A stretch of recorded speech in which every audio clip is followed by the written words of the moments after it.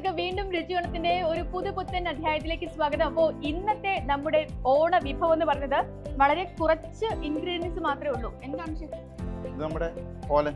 ഓലൻ. Okay, ഇത് ഓലനാണ്. ഓലൻ ഓണത്തിന് മാത്രം കഴിക്കുന്ന ഒരു കറിയാണ് അല്ലേ? അപ്പൊ നമുക്ക് തുടങ്ങിയാലോ ഓലൻ? പിന്നെ തുടങ്ങാം.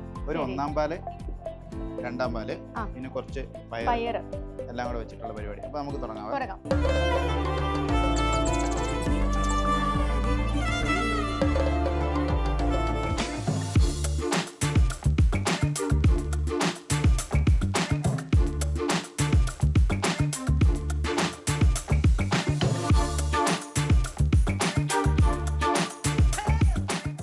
ആദ്യം നമ്മൾ രണ്ടാം പാൽ എടുക്കും. രണ്ടാം പാൽ ഡയറക്റ്റ് ഇതിൻ്റെ അകത്ത് ഒഴിക്കും. ശരി.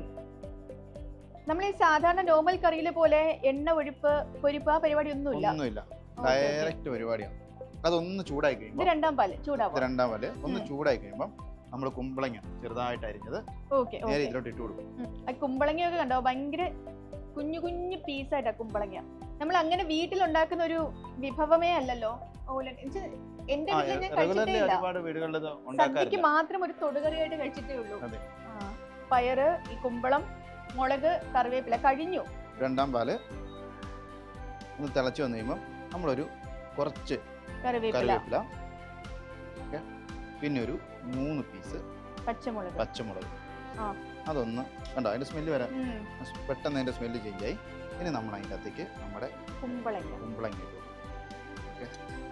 എല്ലാ കറികളിലും എനിക്ക് തോന്നുന്നു നമ്മൾ കഴിക്കുന്ന ഓൾമോസ്റ്റ് എല്ലാ വിഭവങ്ങളിലും ഉപ്പ് ചേർക്കാം. പക്ഷെ ഈ ടേബിളിൽ ഉപ്പില്ല.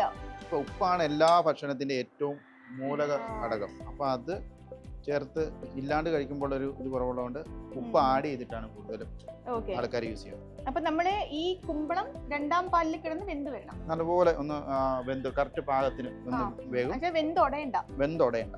ഒന്ന് വെന്ത് റെഡി ആയി കഴിഞ്ഞ് കഴിയുമ്പോൾ പയറിടും. തേങ്ങാപ്പാല് തിളപ്പിക്കുമ്പോ പിരിഞ്ഞു പോകും. അപ്പൊ ഇതിപ്പോ നമ്മള് രണ്ടാം പാലിലാ കുക്ക് ചെയ്യുന്നത്. സംഭവം ഉണ്ടോ? പിരിയും. അതെന്ന് വെച്ച് കഴിഞ്ഞാല് ഇപ്പം രണ്ടാം പാലിൽ നമ്മളിത് കുക്ക് ചെയ്തെടുത്ത് കഴിയുമ്പോൾ അതിൻ്റെ അകത്ത് വെള്ളം, വാട്ടർ കണ്ടന്റ് മാക്സിമം കുറയും. അത് കഴിഞ്ഞിട്ട് നമ്മൾ ഇത് ഒഴിച്ച് കഴിയുമ്പോൾ ഇതൊരു ചെറു ചൂടിൽ അത് കൺസിസ്റ്റന്റ് ആയിട്ട് വരും. അപ്പം രണ്ടാം പാലിൽ കുക്ക് ചെയ്യുന്ന ആ ഒരു എന്താ പറയാ ചെറിയ പൊട്ടലും കാര്യങ്ങളൊന്നും ഒക്കെ ഒന്നാം പാൽ ഒഴിക്കുമ്പോഴത്തേനും കറക്റ്റ് സെറ്റ് ആയിട്ട്. ഓക്കെ, ഇനി നമ്മൾ ആ പയറായിട്ടോട്ട് കിട്ടും.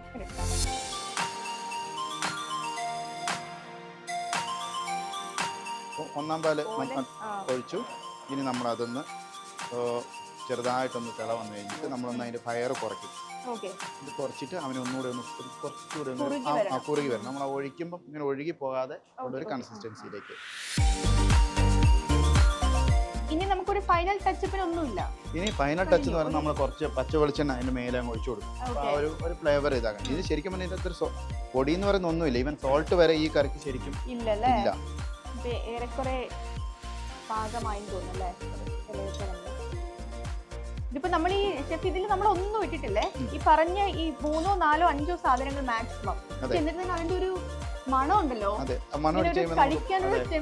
നമ്മുടെ ഓലൻ ഏകദേശം റെഡിയായി. ഇനി തന്നെ വെച്ചാൽ നമ്മൾ എപ്പോഴും എടുക്കുമ്പോൾ ഒരു കുറച്ച് കൺസിസ്റ്റൻസി ബാക്കിലിട്ട് വേണം എടുക്കാൻ. എന്നുവെച്ചാൽ ഇതൊന്ന് തണുക്കുമ്പോഴത്തേനും ഇത് കൂടുതൽ തിക്കാവും. അന്നേരം അതിന് ഇനി ഇതിലേക്ക് നമ്മുടെ പച്ച വെളിച്ചെണ്ണ ഒഴിച്ചു കഴിഞ്ഞാല് സംഭവം കഴിഞ്ഞു.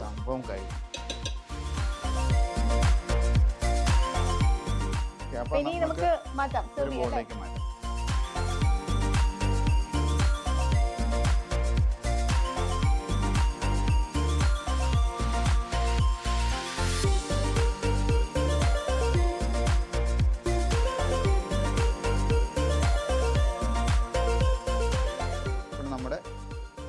നമ്മുടെ ഓലൻ, രുചികരമായ ഓലൻ അപ്പൊ റെഡിയായി. ഞാൻ ടേസ്റ്റ് ചെയ്യാം.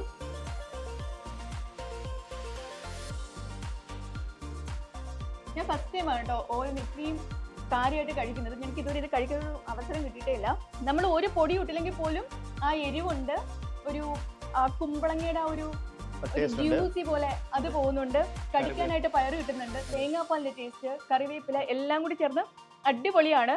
അപ്പോൾ ഈ ഓണം നമുക്ക് ഷെഫിനോടൊപ്പം തന്നെ തുടരാം. ഇനിയും വരും ദിവസങ്ങളിൽ ഒത്തിരി നല്ല നല്ല വിഭവങ്ങൾ പ്രേക്ഷകർക്കായി ഞങ്ങൾ എത്തിക്കും, അല്ലേ ഷെഫ്? അതെ. ഓക്കെ, അപ്പം അടുത്ത എപ്പിസോഡ് വീണ്ടും കാണാം. Bye bye.